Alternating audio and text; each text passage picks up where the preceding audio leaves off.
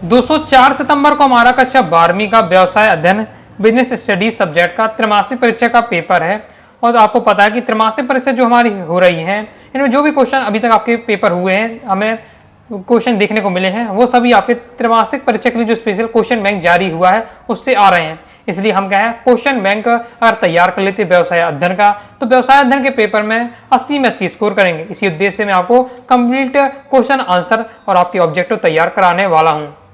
ये दोस्तों आपका पार्ट 2 है। इससे पहले पार्ट 1 आ चुका है। पार्ट 1 में दोस्तों मैंने आपको अध्याय 1, अध्याय 2, अध्याय 3 टोटल दोस्तों आपके 5 अध्याय त्रैमासिक परीक्षा में पूछे जाएंगे। तो पार्ट 1 में दोस्तों मैंने अध्याय 1, अध्याय 2, अध्याय 3 के आपको ऑब्जेक्टिव क्वेश्चन कवर करा दिए हैं। इस वीडियो में दोस्तों मैं आपको अध्याय 4, अध्याय 5 नियोजन और संगठन जो हमारे अध्याय हैं इनके दोस्तों मैं आपको ऑब्जेक्टिव कवर कराने वाला हूँ। आगे के पार्टों में फिर आपके क्वेश्चन आंसर आपको धीरे धीरे कवर करा दूंगा। तो अध्याय 4 है दोस्तों हमारा नियोजन। देख लेते सही विकल्प है उद्देश्य होने चाहिए। तो उद्देश्य कैसे होने चाहिए? आदर्श होने चाहिए। नियोजन के तत्व हैं तो उपयुक्त सभी नीतियां, लक्ष्य एवं उद्देश्य, नियम, ये सभी क्या है? नियोजन के तत्व हैं। नियोजन प्रक्रिया में सम्मिलित है तो ये भी उपयुक्त सभी है, क्योंकि उद्देश्य का निर्धारण होता है, विकल्पों का मूल्यांकन भी होता है, यानी उपयुक्त सभी होगा। नियोजन का उद्देश्य है तो ये भी दोस्तों आपका क्या उपयुक्त सभी, क्योंकि पूर्वानुमान, स्वास्थ्य, प्रतिस्पर्धा, संसाधनों के अनुकूल वितरण। नेक्स्ट है हमारा क्वेश्चन है नियोजन का अंतिम बिंदु है। तो आपका हो जाएगा दोस्तों नियोजन का अंतिम बिंदु है अनुवर्तन, रिक्त स्थान की पूर्ति है। नियोजन अनिश्चितता की जोखिम को करता है, क्या करता है? कम करता है। नियोजन निर्णय लेने को बनाता है तो सरल बनाता है। नियम डेडलाइन स्थापित करने में सहायक है तो नियम अनुशासन स्थापित करने में सहायक होते हैं। तो अनुशासन। नियोजन एक यह निश्चित करता है कि मैं क्या और कैसे करता हूं। तो हो जाएगा इसका राइट आंसर हो जाएगा आपका। अब इससे पहले हमारे ये क्वेश्चन छूट गए। देखो तो ये आपका सही हो जाएगा। नियोजन निर्णय को सरल बनाता है, नियम डेडलाइन स्थापित करने में सहायक होते हैं तो अनुशासन स्थापित करने में सहायक होते हैं। नियोजन एक प्रक्रिया है तो नियोजन एक सतत प्रक्रिया है तो इसमें आपका होगा सतत। ये पहला, ये दूसरा का आंसर, ये तीसरे का, ये चौथे का। ओके, पांचवा नियोजन यह निश्चित करता है कि मैं क्या कैसे करता है तो इसका भविष्य में, इसका राइट आंसर आपका भविष्य में क्या तथा कैसे करना है। नियोजन क्या होता है? नियोजन यानी प्लानिंग।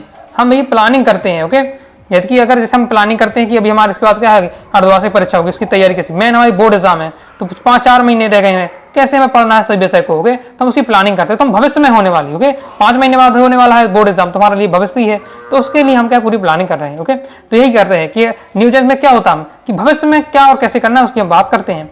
जैसे नियोजन का आश्वासन नहीं है तो नियोजन में सफलता का आश्वासन नहीं है। ओके, तो सफलता हो जाएगा। नेक्स्ट क्वेश्चन है नियोजन प्रक्रिया में डेडलाइन का मूल्यांकन किया जाता है तो किसका मूल्यांकन किया जाता है? विकल्पों का मूल्यांकन किया जाता है। प्रत्येक कार्य के लिए एक नया बनाया जाता है तो प्रत्येक कार्य के लिए एक नया नियम बनाया जाता है तो हमारा ये क्या हो जाता है? कंप्लीट हो जाता है। आगे देख लेते हैं, जोड़ियां आ जाती है हमारी। प्रबंध का प्राथमिक कार्य, तो प्रबंध का प्राथमिक कार्य नियोजन। दैनिक गतिविधि का संचालन तो हो जाएगा प्रक्रिया। स्थायी योजना तो हो जाएगा भविष्य में दोहराई जाती है। संख्यात्मक योजना हो जाएगा बजट। नियोजन के केंद्र बिंदु तो लक्ष्य प्राप्ति।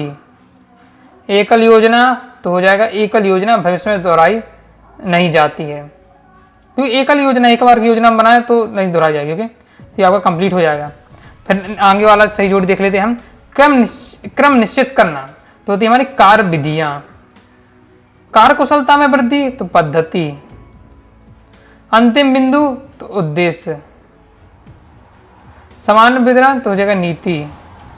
विशिष्ट विवरण तो हो जाएगा नियम। विशिष्ट विवरण हो जाएगा नियम। ये हो जाएगा 5वां। आ जाता सत्य असत्य। नियोजन रचनात्मकता को कम करता है तो हमारा हो जाएगा ये असत्य। रचनात्मकता को बढ़ाता है ना कि कम करता है। नियोजन समय नष्ट करने वाली प्रक्रिया है तो ये आपका असत्य हो जाएगा। नियोजन विभिन्न विभागों एवं कर्मचारियों में सामंजस्य स्थापित करता है तो बिल्कुल सत्य है। नियोजन निर्णय को सरल बनाता है, बिल्कुल सत्य हो जाएगा ये भी। नियोजन प्रतियोगितात्मक रुचि उत्पन्न करता है तो ये दूसरा क्या हो जाएगा? प्रतियोगिता उत्पन्न कर देता नहीं, ये आपका सत्य हो जाएगा। ओके, नियम लचीलेपन की इजाजत देता है तो आपका सत्य हो जाएगा। नियम क्या है? आपके लचीलेपन की इजाजत नहीं देता है। नियम अनुशासन को महत्व देता है। नियोजन निर्देशन की व्यवस्था करता है तो ये आपका सत्य हो जाएगा। किस प्रकार से सत असत हो जाते हैं। एक शब्द एक वाक्य में उत्तर। प्रत्येक विकल्प के गुण दोष की जानकारी प्राप्त करना क्या कहलाता है, तो हमारा कहलाता है विश्लेषण या मूल्यांकन। तो मूल्यांकन कहते हैं या फिर हम इसे कह सकते हैं विश्लेषण। आगे नेक्स्ट है, नियोजन में सबसे पहला कार्य करता है, तो इसका हो जाएगा लक्ष्य निर्धारण। नियोजन में सबसे पहला कार्य क्या होता है, लक्ष्य निर्धारण। जब भी आप किसी चीज की प्लानिंग कर रहे हैं तो आप पहले प्लानिंग किस बात की कर रहे हैं वही तो आपको पहले फिक्स होना चाहिए, तो इसलिए लक्ष्य निर्धारण किया जाता है। योजनाएं किसके द्वारा लागू की जाती है, तो प्रबंधकों या कर्मचारियों द्वारा, या प्रबंधकों या फिर आ जाएगा कर्मचारियों द्वारा। संगठन के उद्देश्यों को पूरा करने की व्यापक योजना को क्या कहा जाता है, इसे हम रणनीति बोलते हैं। क्या बोलते हैं, रणनीति। नियोजन किस प्रकार की प्रक्रिया है, नियोजन एक हमारी क्या सतत प्रक्रिया है, या बौद्धिक प्रक्रिया भी लिख सकते हैं। नियोजन किस प्रकार का अभ्यास है, तो नियोजन हमारा मानसिक अभ्यास है। यहाँ आप क्या लिख सकते हैं, भविष्य उन्मुखी भी लिख सकते हो। नियंत्रण के लिए मानक कौन सा निर्धारित करता है, तो प्रबंधक। मानक कौन निर्धारित करता है, तो जाएगा प्रबंधक निर्धारित करता है, या आप लिख सकते हैं शीर्ष प्रबंधक, शीर्ष प्रबंधन। कंप्लीट हो जाता है। क्वेश्चन आंसर तो हम बाद में देखेंगे।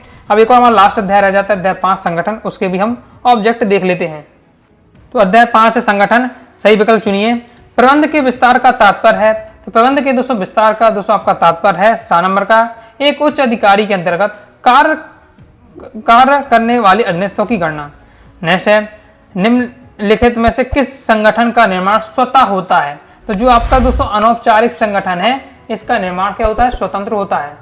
आगे देख लेते हैं, अधिकार अंतरण नहीं किया जा सकता है, तो जगह दोस्तों उपयुक्त सभी में, यानी दैनिक कार्य, सरल कार्य, समान कार्य, इन सभी में अधिकार अंतरण नहीं किया जा सकता।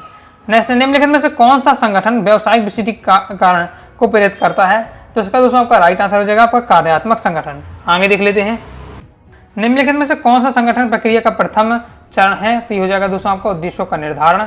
विकेंद्रीकरण का ही एक विकसित रूप है, तो इसका दोस्तों आपको हो जाएगा आपका प्रत्यायोजन। प्रत्यायोजन ही एक विकसित रूप है। विभागीय कारण प्रक्रिया का एक सोपान है, तो जगह संगठन प्रक्रिया के एक सोपान है। संगठन में अधिकार एवं कर्तव्य की स्पष्ट व्याख्या की जाती है, तो जगह दोस्तों आपके किस संगठन में, औपचारिक संगठन में। औपचारिक में क्या होती है कि अधिकार और कर्तव्य की स्पष्ट व्याख्या रहती है। अधीनस्थों को सीमित रूप से अधिकारों का हस्तांतरण कहलाता है, तो ये दोस्तों हमारा कहलाता है प्रत्यायोजन। प्रत्यायोजन। नेक्स्ट, संगठन संरचना से आशय संस्था में प्रबंध की व्याख्या करना है, तो जो अधिकार संबंध की व्याख्या करना है। विकेंद्रीकरण सदैव डेटा संतुलित होना चाहिए, तो केंद्रीकरण से संतुलित होना चाहिए, तो इसका राइट आंसर आपका केंद्रीकरण। तो हो जाता हमारा कंप्लीट। आ जाते सही जोड़ियां बनाइए। तो पहला हमारा औपचारिक संगठन, तो जगह निश्चित। अनौपचारिक संगठन परिवर्तनशील। कार्यात्मक संरचना, तो जगह कार्य विशिष्टीकरण। विभागीय संरचना, तो उत्पादन विशिष्टीकरण। फिर आपका ऊपर से नीचे की ओर प्रवाह, तो जगह अधिकार। नीचे से ऊपर की ओर प्रवाह है, तो उत्तरदायित्व, तो जगह आपका छठवां। कंप्लीट हो जाता है। नेक्स्ट सही जोड़ी, अंतिम परिणाम का उत्तर देने की योग्यता, तो क्या जवाबदेही। निर्णय केवल उच्च स्तर पर, तो केंद्रीकरण। सभी स्तरों पर निर्णय, तो जगह विकेंद्रीकरण। सोपनिक क्रम निर्माण, तो जाएगा दोस्तों आपका सोपनिक क्रम निर्माण। तो सोपनिक क्रम का निर्माण होना चाहिए। संप्रेषण की ताकत, इसको थोड़ा आपको क्लियर करना होगा। और बाहें विकरणकारी ताकत, तो इसको थोड़ा सा आपको क्लियर कर लीजिएगा। ओके, सत्य असत्य संगठन एक प्रक्रिया है, तो दोस्तों आपका ये बिल्कुल सत्य हो जाएगा। संगठन भ्रष्टाचार को जन्म देता है, तो असत्य हो जाएगा। विकेंद्रीकरण एक प्रक्रिया नहीं है, तो आपका असत्य हो जाएगा। फिर आपका नेक्स्ट है, विभागीय संगठन से उच्च योग्यता के स्टाफ से उच्च की आवश्यकता वृद्धि होती है, तो चौथा दोस्तों हमारा सत्य हो जाएगा। संगठन की स्थापना निम्न स्तर के प्रबंध द्वारा होती है, तो आपका असत्य हो जाएगा। अधिकार अंतरण सभी व्यवसायों के लिए अनिवार्य है, तो ये आपका असत्य हो जाएगा। सत्य असत्य हो जाते। अब आ जाते एक शब्द एक वाक्य में उत्तर देना है। निर्णय लेने की शक्ति को क्या कहते हैं, तो इसे हम कहते हैं अधिकार, निर्णय लेने की शक्ति को कहते हैं अधिकार। आगे नेक्स्ट है, अधीनस्थों को कार्य सौंपने को क्या कहा जाता है? तो अधीनस्थों को कार्य सौंपने को कहते हैं भारार्पण। भारार्पण। संगठन प्रक्रिया में कितने कदम सम्मिलित हैं? तो दोस्तों इसमें कितने कदम सम्मिलित हैं? तो 7 कदम सम्मिलित हैं। ऐसी संस्था जो विभिन्न प्रकार के उत्पाद बनाती है उसे कौन सा संगठन अपनाना चाहिए? तो उसे विभागीय संगठन अपनाना चाहिए। विभागीय संगठन। नेक्स्ट देख लेते हैं। नेक्स्ट है, एक संगठन में कर्तव्यों का निर्धारण किसके बाद किया जाता है? इसका दोस्तों आपका राइट आंसर हो जाएगा कर्तव्य को निवारण कार्य के विभाजन के बाद किया जाता है। नेक्स्ट, संगठन प्रक्रिया का परिणाम क्या होता है? तो इसका परिणाम होता है संरचना। किस संगठन में गतिविधि का कोई पैटर्न नहीं होता है? तो इसका दोस्तों आपका राइट आंसर होने वाला है अनौपचारिक संगठन। कौन सा होता है? अनौपचारिक संगठन। औपचारिक संगठन। इस प्रकार से दोस्तों हमारे इस अध्याय के भी संगठन अध्याय की वस्तुनिष्ठ हो जाते हैं। इस प्रकार से दोस्तों मैंने आपको सभी 5 अध्याय थे, 5 अध्याय के वस्तुनिष्ठ कवर करा दिए हैं। पार्ट 1 में दोस्तों आपके अध्याय 1, अध्याय 2 के 3 के, और पार्ट 2 में दोस्तों मैं अध्याय 4, अध्याय 5 के मैंने आपको वस्तुनिष्ठ कवर करा दिए हैं। अब पार्ट 3 और 4 आपका जो रहेगा तो उसमें मैं आपको क्या है क्वेश्चन आंसर कवर करा दूंगा। ओके, सपोर्ट रहता है, आपके सपोर्ट मैटर करता है, तब मैं आपको क्वेश्चन आंसर बताऊंगा कि बहुत ज्यादा मेहनत लग जाती है। ओके, इसे आप मेहनत समझ सकते हैं, इसलिए अपनी तरफ से लाइक जरूर कर दीजिएगा। ओके, कोई दोस्तों डाउट आता है कारण से आप जरूर पूछ लीजिएगा, और सब्सक्राइब करके जरूर रखना है। इसके साथ ही टेलीग्राम चैनल और व्हाट्सएप चैनल को जरूर ज्वाइन कर लीजिएगा। तो मिलते हैं नेक्स्ट वीडियो में, तब तक के लिए बाय बाय।